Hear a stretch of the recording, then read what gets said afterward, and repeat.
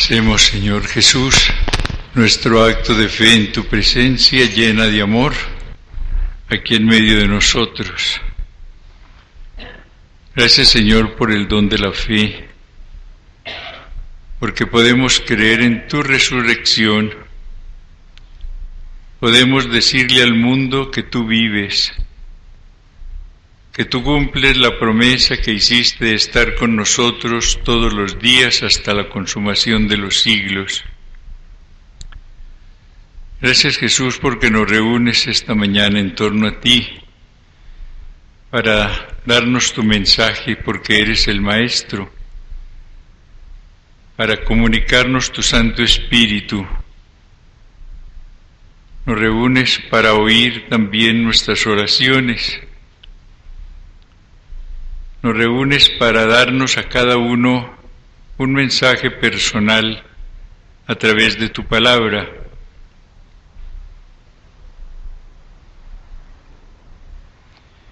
Queremos disponernos, Señor, con el arrepentimiento de nuestros pecados.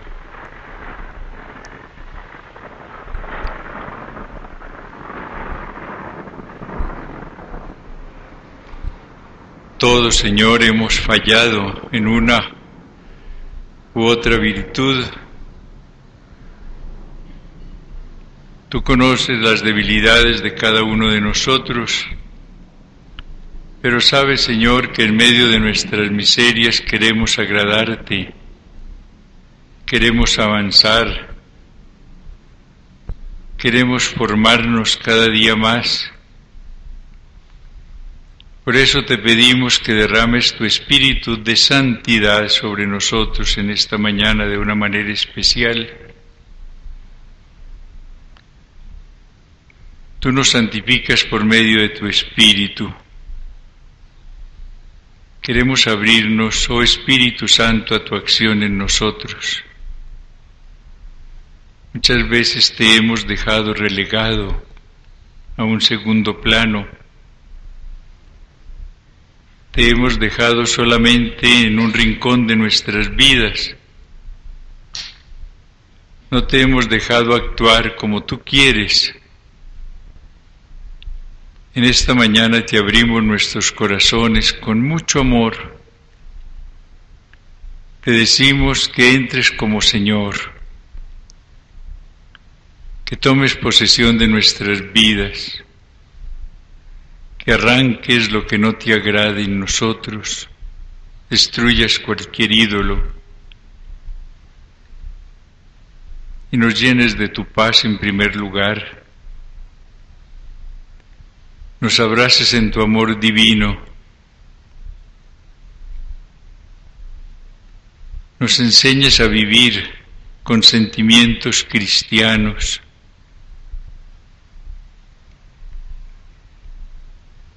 Pon más ideal todavía en nuestras vidas consagradas, oh Señor, que ninguno de nosotros se sienta jamás frustrado. Cada día nos sintamos más realizados, Señor, en tu servicio, más felices al saber que somos tus siervos, que no deseemos sino cumplir tu mandato, hacer tu voluntad, llevar a cabo la misión que a cada uno nos has encomendado. Padre Celestial, que venga tu reino en esta mañana, en este día, cada día, a todos nosotros.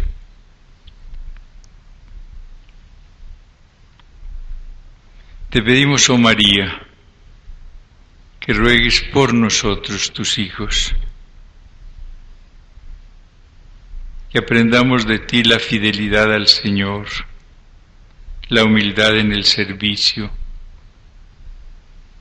la generosidad para entregarnos totalmente a Él, y que aprendamos de ti la gratitud,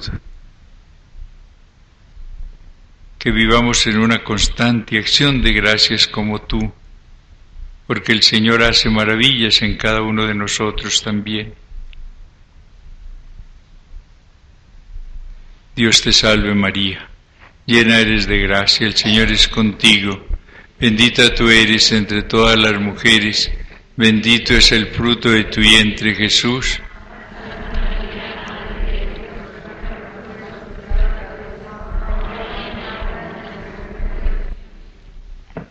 Gloria al Padre, al Hijo y al Espíritu Santo.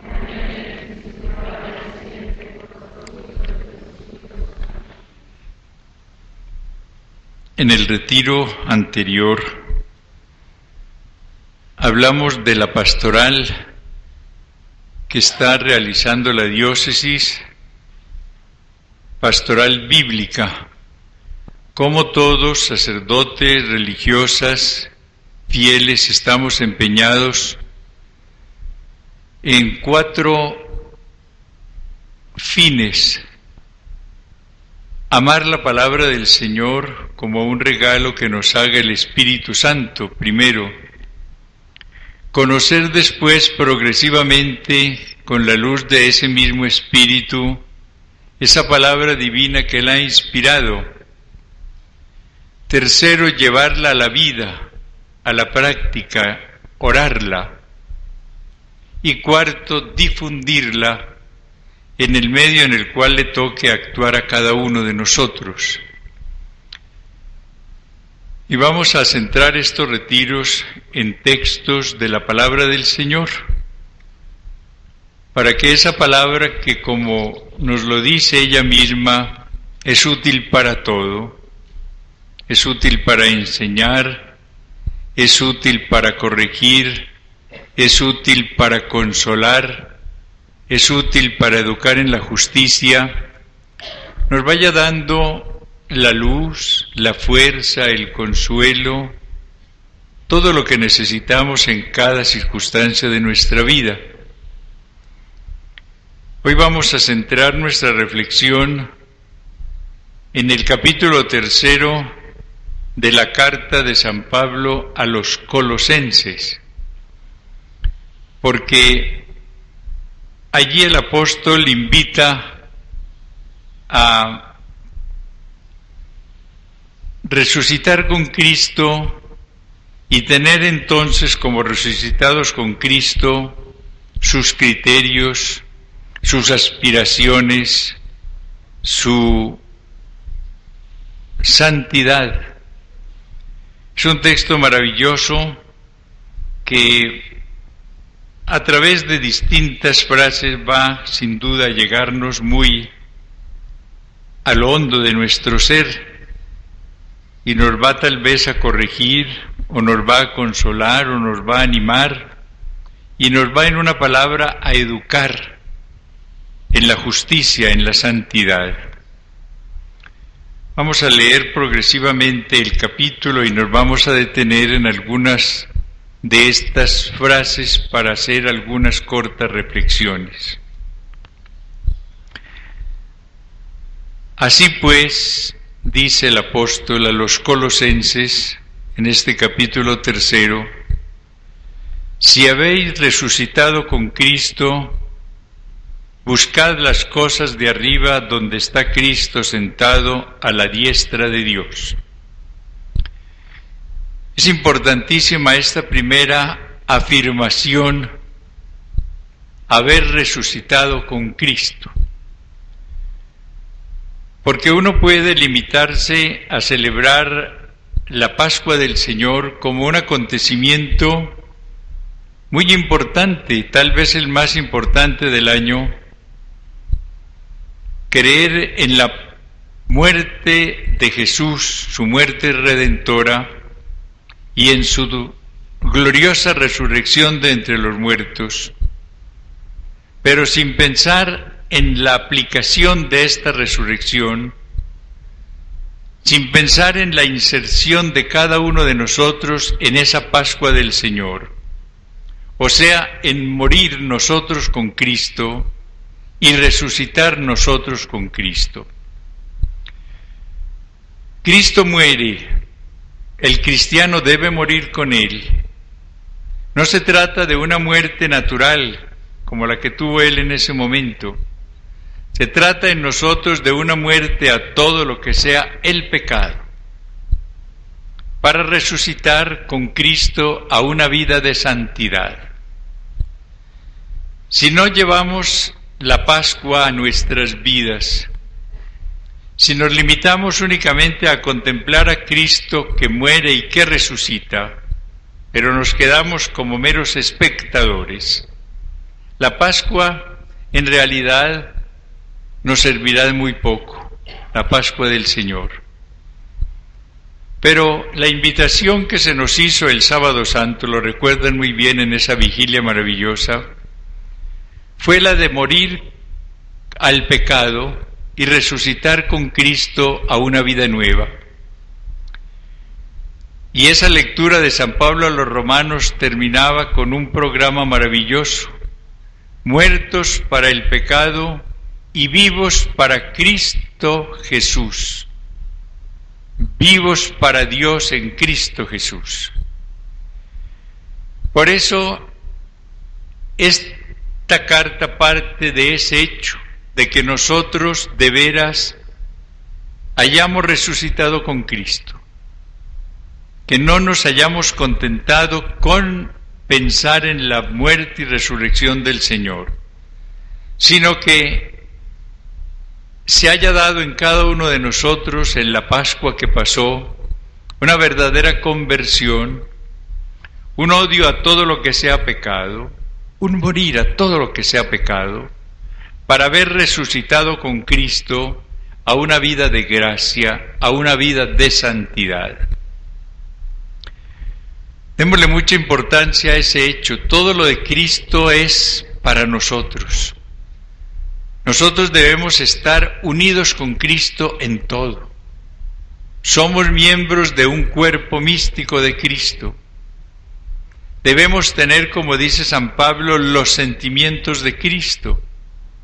Y debemos imitar a Cristo. Él mismo nos dijo: ejemplo os he dado para que como yo obré, obréis también vosotros. No se trata entonces solamente de contemplar a Cristo para ver qué hizo, cómo era, sino para seguirlo, para seguirlo. Recuerden cuando meditamos acerca del discipulado, que el discípulo cristiano no es el que está únicamente aprendiendo unas lecciones de un maestro que se llama Jesús, sino el que está siguiendo e imitando a un maestro que se llama Jesús. Recuerden que el Evangelio dijo que empezó a hacer y a enseñar. El magisterio de Jesús es ante todo un magisterio de ejemplo. No es ante todo un magisterio de normas, no. Lo ejemplo os he dado para que como yo obré, así obréis vosotros. Y en el Evangelio tenemos que estudiar dos cosas: lo que hizo Jesús y lo que dijo Jesús. Pero primero lo que hizo Jesús. ¿Para qué? Para que como Él obró, obremos también nosotros. Porque muchas veces nos quedamos únicamente en la segunda parte: estudiar lo que dijo Jesús para repetirlo a los demás. Eso es muy fácil. Pero imitar las acciones, la vida de Jesús, la imitación de Cristo, eso es lo difícil, pero eso es lo primero. Si habéis resucitado con Cristo, que buscad las cosas de arriba, donde está Cristo sentado a la diestra de Dios. Aspirad a las cosas de arriba, no a las de la tierra, porque habéis muerto y vuestra vida está oculta con Cristo en Dios. Buscar las cosas de arriba y no las de la tierra. El mundo, a pesar de que nosotros estemos separados de él, busca metérsenos por todas partes.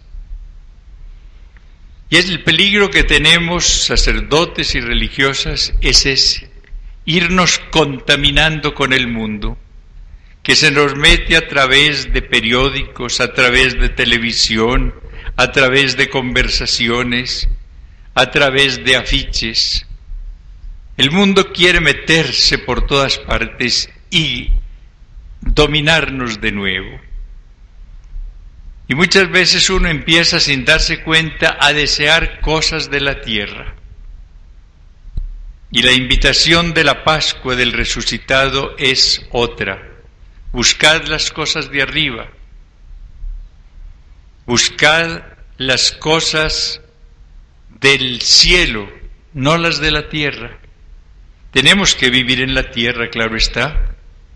Tenemos que alimentarnos, tenemos que vestirnos, tenemos que descansar, tenemos que estudiar, pero sin dejarnos atrapar por lo terreno.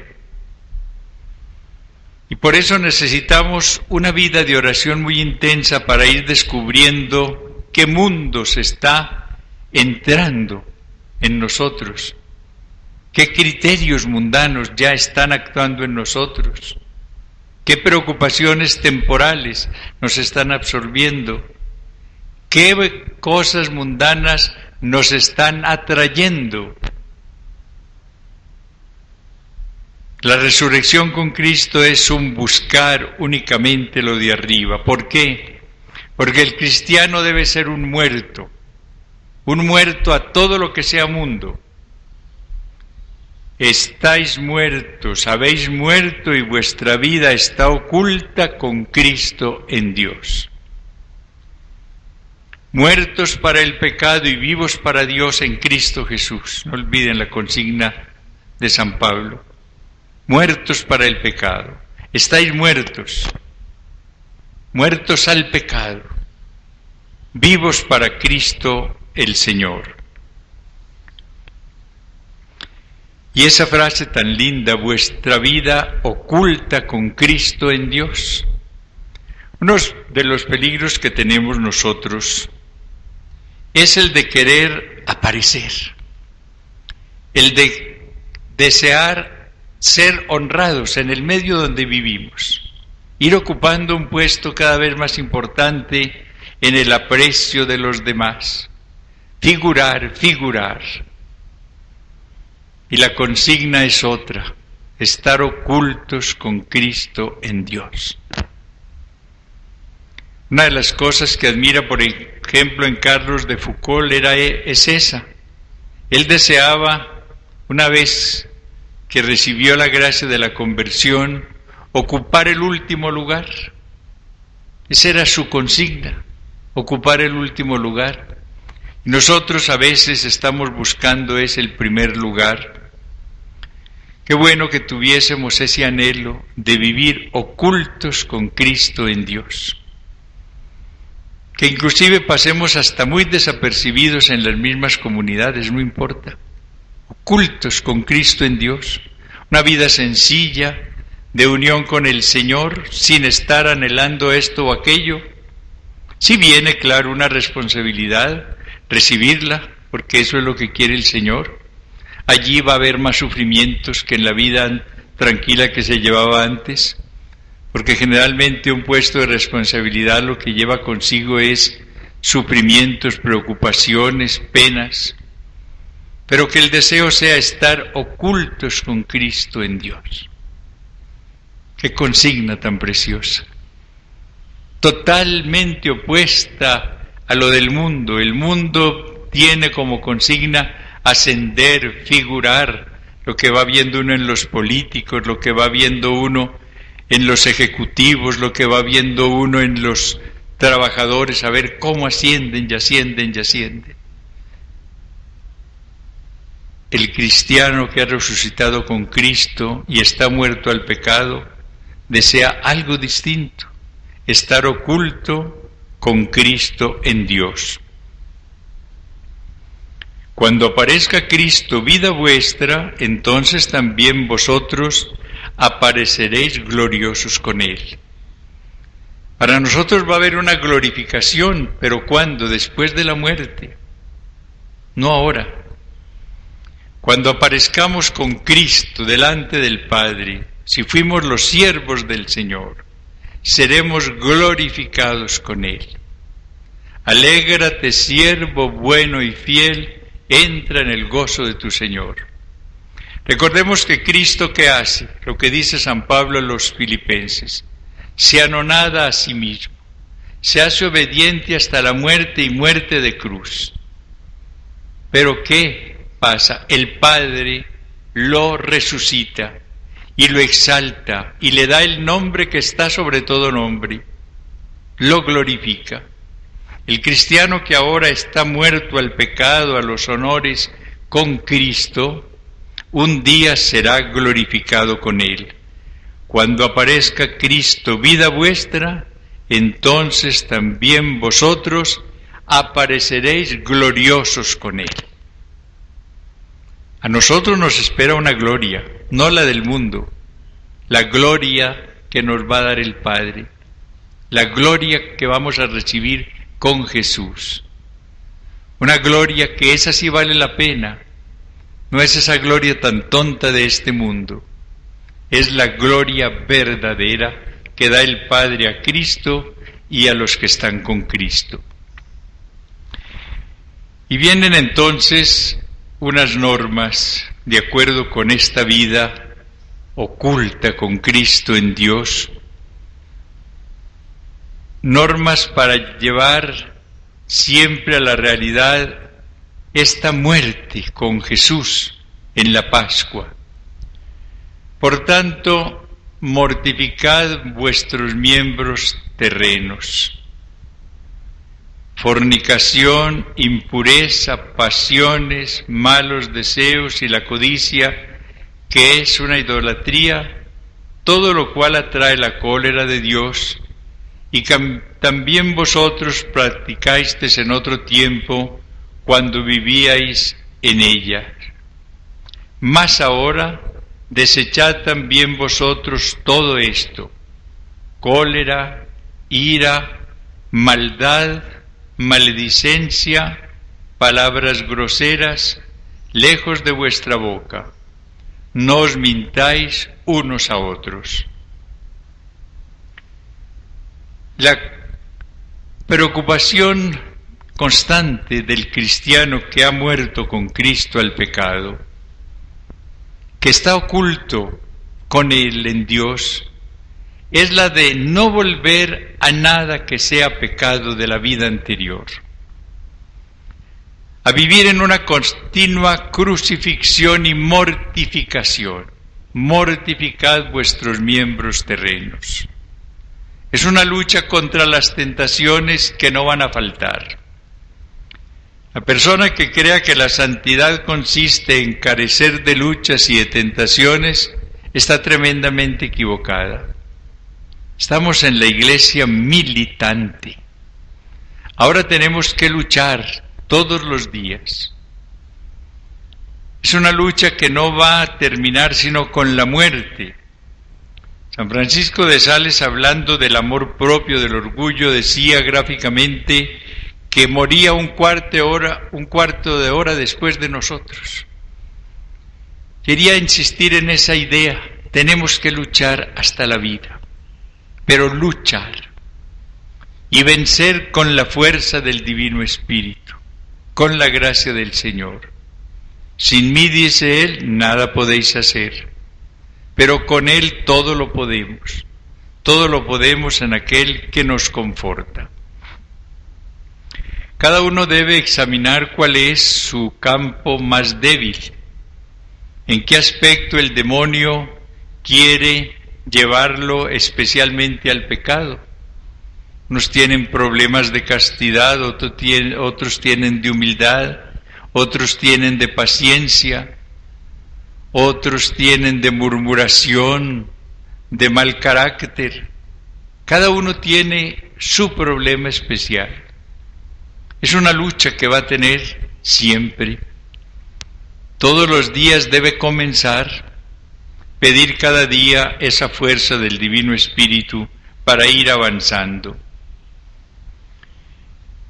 Y viene una síntesis maravillosa que es: despojaos del hombre viejo con sus obras y revestíos del hombre nuevo, que se va renovando hasta alcanzar un conocimiento perfecto según la imagen de su Creador, donde no hay griego y judío, circuncisión e incircuncisión, bárbaro, escita, esclavo, libre, sino que Cristo es todo en todos.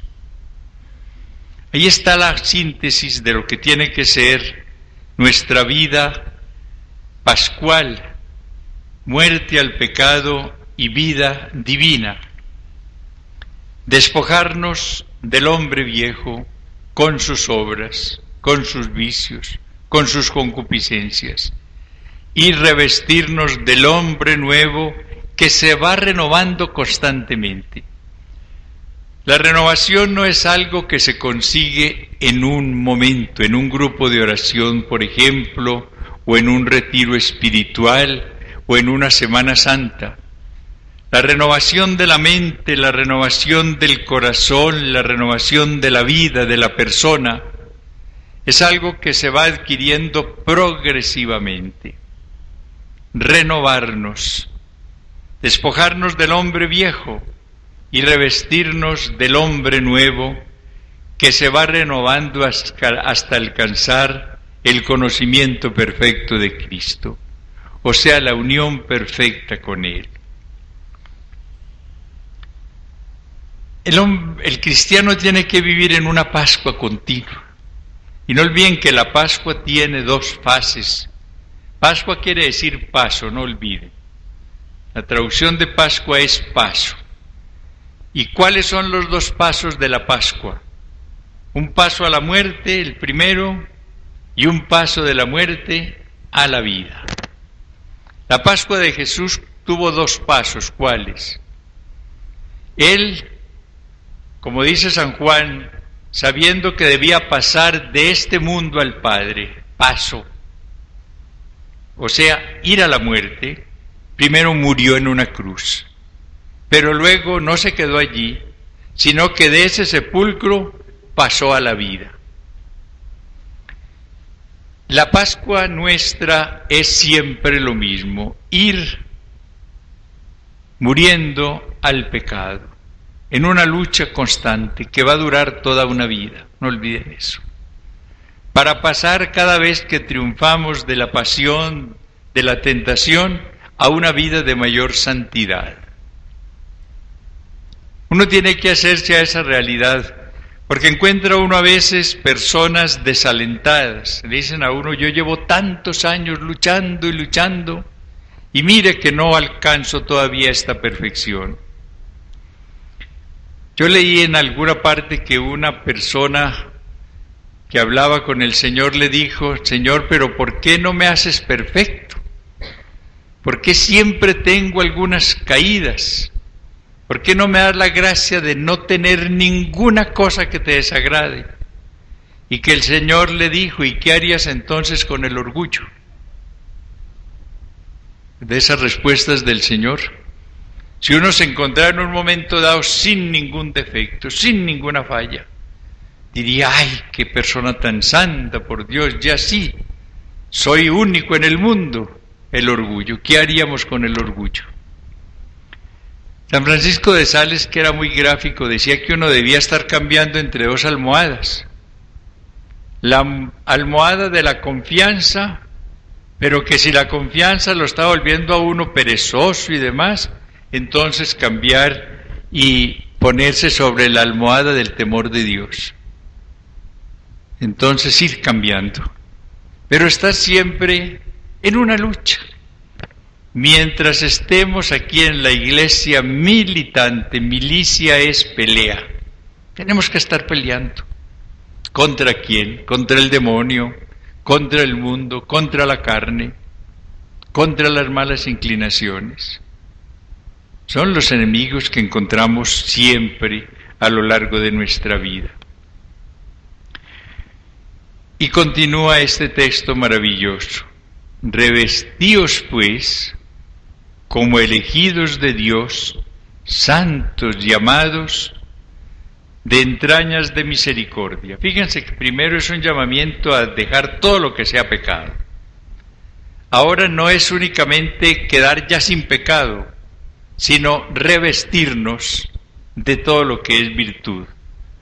Revestíos como elegidos de Dios, santos y amados, de entrañas de misericordia, de bondad, humildad, mansedumbre, paciencia, soportándoos unos a otros, lo más trabajoso del mundo, y perdonándoos mutuamente, si alguno tiene queja contra otros. Como el Señor os perdonó, perdonaos también vosotros. Y por encima de todo, revestíos del amor, que es el vínculo de la perfección. Y que la paz de Cristo presida vuestros corazones, pues a ella habéis sido llamados, formando un solo cuerpo, y sed agradecidos. Este es un texto precioso que ojalá ustedes con frecuencia lo mediten. Está en el versículo 12 hasta el 16 de ese capítulo 3. Vamos a detenernos un poco más. Recuerden que San Pablo en la carta a los Efesios dice que el Señor quiere que tenga una esposa, o quiere tener en la iglesia una esposa sin mancha y sin arruga, llena de hermosura. La iglesia es la esposa de Cristo, y no solamente tiene que estar sin pecado, sino que tiene que tener todos los adornos que sea posible de virtud, de santidad. A los Romanos dice: vosotros sois santos por vocación. En la Biblia aquí el santo no es el que hace milagros ni hace cosas raras, es el que tiene la vida divina, el que está unido al Señor, el que tiene al Espíritu Santo en su corazón, el que tiene el amor de Dios. Ese es el santo. Por eso a estos fieles de Colosas, que no eran religiosos ni sacerdotes, les dice santos llamados. Los amaba el Señor y estaban santificados por la gracia, que se llama santificante por eso, porque nos hace santos. A ellos los invita ¿a qué? A revestirse primero de entrañas de misericordia. El distintivo de Dios es la misericordia, que quiere decir poner el corazón en la miseria, tener compasión de los demás. Generalmente somos muy duros con los demás, por eso criticamos tanto, exigimos tanto. El Señor quiere que tengamos entrañas de misericordia, de bondad. Bondad no es transigir con lo malo de los demás, no. La persona buena no es la que dice todo está bien hecho, no. Es la que va haciendo la voluntad del Señor, la que procura agradar al Señor. Revestirse de humildad. Humildad es la verdad, es reconocer que todo lo bueno es de Dios, que Él es el Señor. Alabarlo cuando encontramos algo bueno en nosotros. Humildad no es decir que no servimos para nada, ni que tenemos únicamente cosas malas, no. Humildad es descubrir también lo bueno que hay en nosotros para glorificar al Señor, de quien viene toda dádiva y todo don perfecto. Mansedumbre y paciencia. Sabemos que son virtudes sumamente difíciles, sobre todo cuando uno está recargado de trabajo, cuando está débil, cuando tiene problemas especiales. La paciencia, claro, es más difícil. Soportándoos unos a otros y perdonándoos mutuamente si alguno tiene queja contra otros. Ya hemos hecho varias reflexiones en retiros pasados sobre la necesidad del perdón, que es una exigencia especial de Cristo en su Evangelio, que es un requisito para ser perdonados por el Padre. Si no perdonamos, no seremos perdonados. Pero esta serie de virtudes que enumera el apóstol y con las cuales debemos revestirnos, culminan en lo que es el ápice de toda la vida cristiana y de la perfección, el amor. Por encima de todo esto, revestíos del amor, que es el vínculo de la perfección. Fíjense bien en ese término, vínculo de la perfección. ¿Por qué? Porque la perfección es Dios. Solamente Dios es perfecto. Pero es el amor el que nos vincula, nos une con Dios. No hay unión con Dios sino a través del amor. Uno puede tener todas las virtudes, pero si carece del amor, no tiene unión con Dios. Y es lo que dice San Pablo en la carta a los Corintios. Recuerden en ese capítulo 13 de la primera carta, cómo uno puede dar todo el dinero que tenga como limosna a los pobres, puede entregar su cuerpo a las llamas, puede hacer profecías, puede hacer milagros, pero si no tiene caridad, de nada le vale esto. El vínculo de la perfección es el amor. La perfección es Dios. Lo que me vincula con Él, me une con Él, es el amor. El amor. Por eso debemos ante todo buscar el amor. Y recuerden que el amor es derramado en nuestros corazones, ¿por quién? Por el Espíritu Santo que se nos ha dado. La persona que quiera tener amor a Dios tiene que pedirle al Espíritu Santo que lo derrame en ella. Ahí está el gran secreto. Por eso las personas que se abren a la acción del Espíritu Santo van creciendo en el amor y van teniendo el vínculo de la perfección que es el amor. Porque el Espíritu Santo es el amor en la Trinidad, no olviden eso. Y si es el amor infinito en la Trinidad, es quien da el amor. El amor es derramado en nuestros corazones por el Espíritu Santo que se nos ha dado. Entonces, si yo me abro al Espíritu Santo, si lo invito a que entre en mi vida, Él me va a dar ante todo el amor. Me va a dar muchas más cosas. Me va a dar la luz porque Él es el Espíritu de verdad. Me va a dar la fortaleza porque Él es la fuerza infinita. Me va a dar la sabiduría. Me va a dar el amor a la oración. Todo. Pero ante todo me va a dar el amor, que es el vínculo de la perfección. Y el fruto de todo esto, ¿cuál es? La paz. Y que la paz de Cristo presida vuestros corazones, pues a ella habéis sido llamados, formando un solo cuerpo. Ustedes han leído en los textos de la resurrección del Señor una constante, y es que el saludo de Cristo es siempre: la paz sea con vosotros. Lo encuentran en San Juan, antier lo encontramos en San Lucas. Jesús, cuando se aparece, no trae más regalo que su paz. Y es que no podía traer nada mejor. La paz de Cristo es el don por excelencia. Fíjense ustedes que encuentran gentes en el mundo que tienen todas las riquezas, todos los honores, todos los placeres, todo lo que se quiera, y llevan una vida a veces tremenda, de aburrimiento, de angustia, de sufrimiento interior, desasosiego, deseando a veces el suicidio. ¿Cuántas veces veo yo a esa gente que va a visitarme allá, llega en su buen carro, tiene tantas cosas y empieza a abrir su corazón lleno de dolor?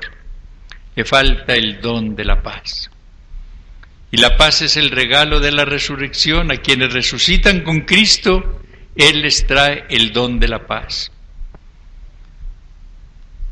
Y hago una recomendación que la dice ahí como de paso, tan importante: y sed agradecidos. Qué recomendación tan importante. Yo recuerdo que mi superior de seminario nos decía que la gratitud era la llave de oro con la cual abríamos los tesoros divinos. No se me olvide esa frase. Y es que la persona agradecida con el Señor recibe mucho de Él. Pero fíjense que mucha gente vive recibiendo favores del Señor de una y otra clase, de uno y otro orden, y nunca se acuerda de darle gracias al Señor. Pero viene un problema y entonces, si ay Señor, por Dios, apiádate de mí, ayúdame, sácame de este problema, etcétera, etcétera. La gratitud tan escasa.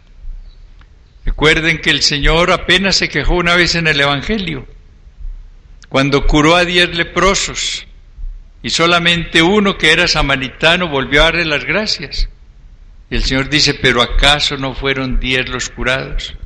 Y solamente este, que es un samaritano, vuelve a dar las gracias. Sed agradecidos, primero que todo con el Señor. En la oración siempre digámosle, gracias Señor por todo lo que me amas. Gracias por mi hogar, gracias por mi vocación, gracias por la salud, gracias por esto, gracias por aquello. A Él le encanta que le digamos gracias Señor. Y ser agradecidos también con las personas que nos hacen bien, con nuestros padres, con los superiores, con los compañeros, con todo el que nos haga bien. Mostrar la gratitud, expresar la gratitud. Nosotros somos muy poco expresivos, es uno de los defectos que tenemos. Los hombres peor, claro. Y las mujeres también, si son de cierta raza y de ciertas regiones, como que les cuesta también ser agradecidos.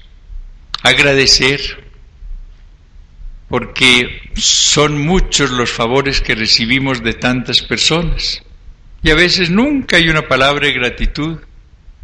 Escribir la cartica de gratitud a los padres, a las personas que nos han ayudado, etcétera, etcétera. Y finalmente, de acuerdo con la pastoral que tenemos en este año, la palabra de Cristo habite en vosotros con toda su riqueza. Instruíos y amonestaos con toda sabiduría.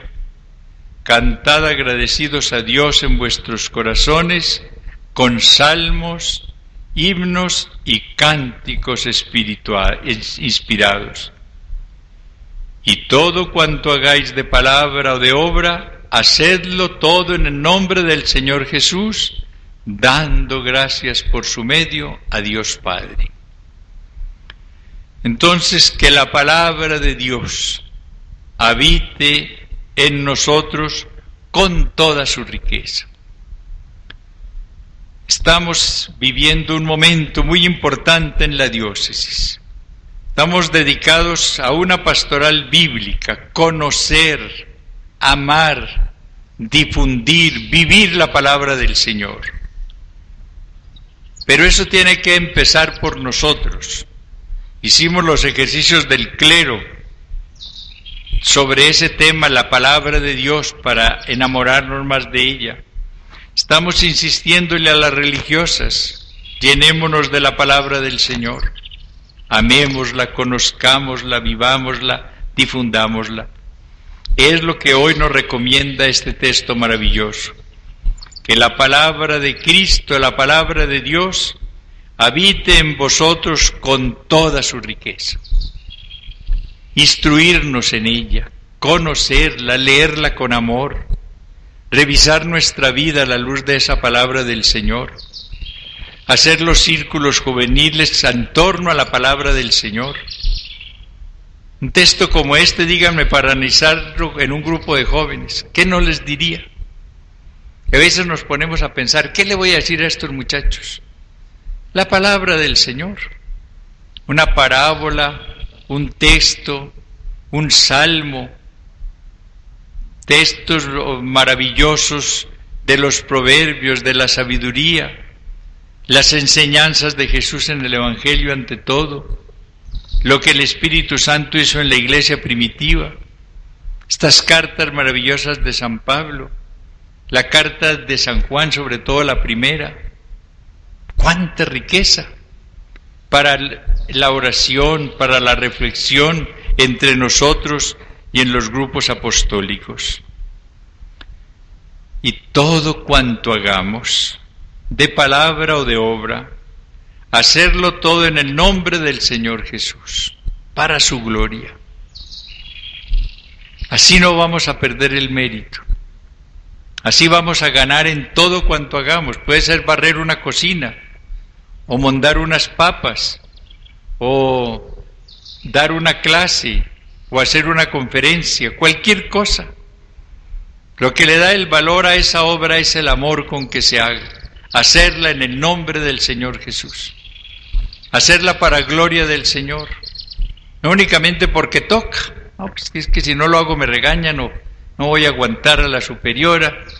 No, por el Señor, por Él, en el nombre del Señor Jesús.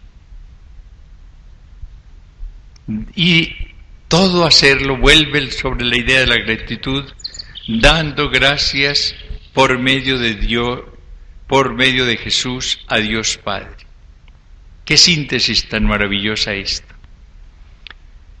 A las 11 nos reuniremos aquí de nuevo para poner una tareita sobre esto, pero que ojalá este capítulo 3 de la carta a los Colosenses les sirva como uno de esos textos especiales para la meditación en muchos momentos de la vida.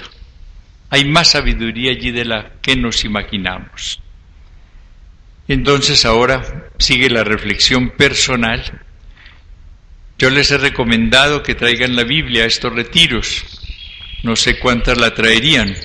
Claro que veo a varias con ella, pero sin duda alguna hay otras que o no la tienen todavía, y eso pues no es falta, y otras quizás se les olvidó, pero todas las que la hayan traído van a beneficiarse mucho con ella. Carta a los Colosenses, capítulo 3, hasta el versículo 18, no es todo el capítulo, lo que analizamos fue del 1 al 18. Después a las 11 nos reunimos para hacer los grupitos.